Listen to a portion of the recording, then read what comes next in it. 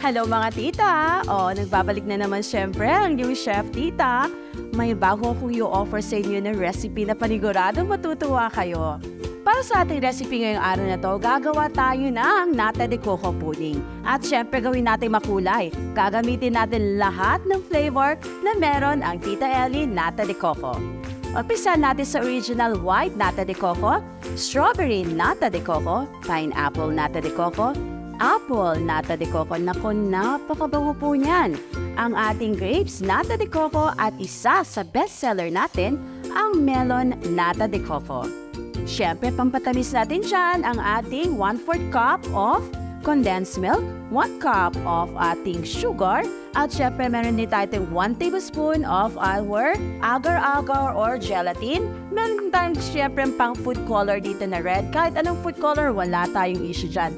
Gagawin natin mas healthy dyan, lalagyan natin ng chia seed. Lutuin lang natin ang ating gelatin according to the package instruction.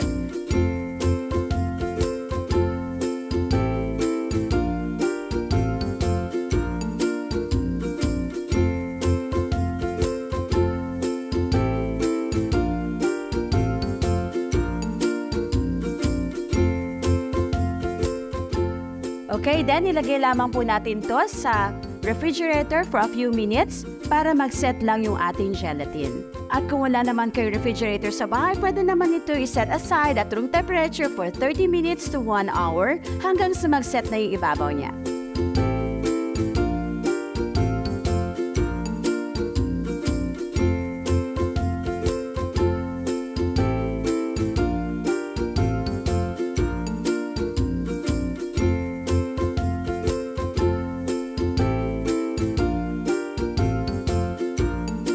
Then, ibabalik natin sa ating chiller para mag-set na rin ang ating second layer and ready to serve na ang ating nata de coco gelatin pudding. At ready na ang ating nata de coco pudding for today. O, diba? Itsura pa lang napakasarap na.